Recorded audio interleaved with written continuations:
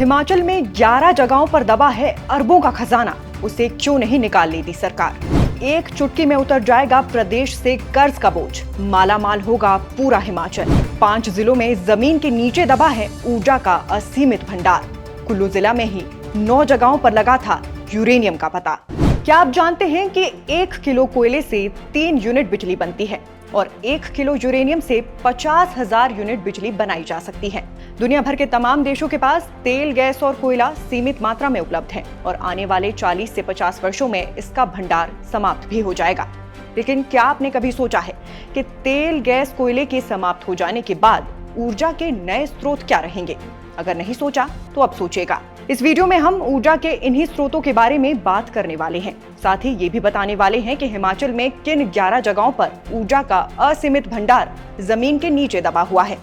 इसीलिए वीडियो को अंत तक देखिएगा और अगर जानकारी पसंद आए तो वीडियो को लाइक और शेयर करना बिल्कुल मत भूलिएगा।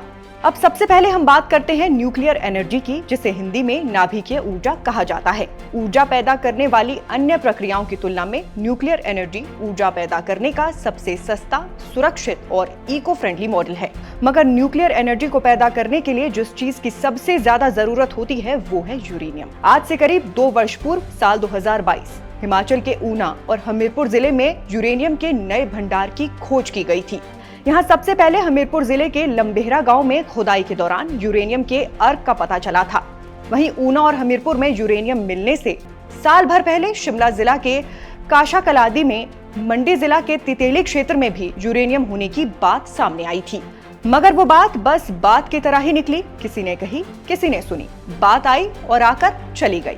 मगर अब एक बार फिर से हिमाचल में मिले यूरेनियम के भंडार पर चर्चा का दौर शुरू हो गया है, क्योंकि हाल ही में कर्नाटक के 2 जिलों में भी यूरेनियम के भंडार मिलने का पता चला है। खैर आइए एक एक कर जानते हैं कि हिमाचल में मौजूद उन जगहों के बारे में जहां पर जमीन के नीचे यूरेनियम का खजाना दबा हुआ है। सबसे पहले बात होगी ऊना जिले की, जहां यूरेनियम का सबसे बड़ा भंडार है।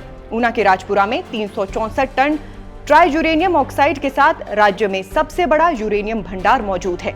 इसके बाद काशाकलादी शिमला जिला का सबसे समृद्ध यूरेनियम बेल्ट है, जिसमें अनुमानित 200 ton tri uranium oxide uranium का एक यौगिक है जो 170 टन भारी धातु का उत्पादन कर सकता है।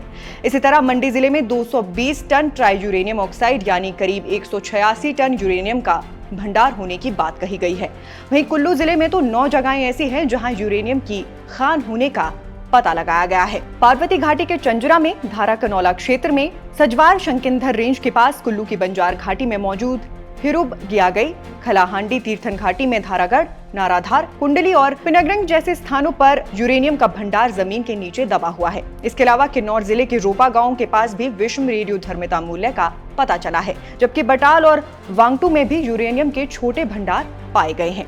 यानी कुल मिलाकर कहा जाए तो खजाना तो हिमाचल के पास है, मगर इसका सही इस्तेमाल कैसे करना है, इस बारे में सोचना प्रदेश और केंद्र सरकार का काम हो जाता है।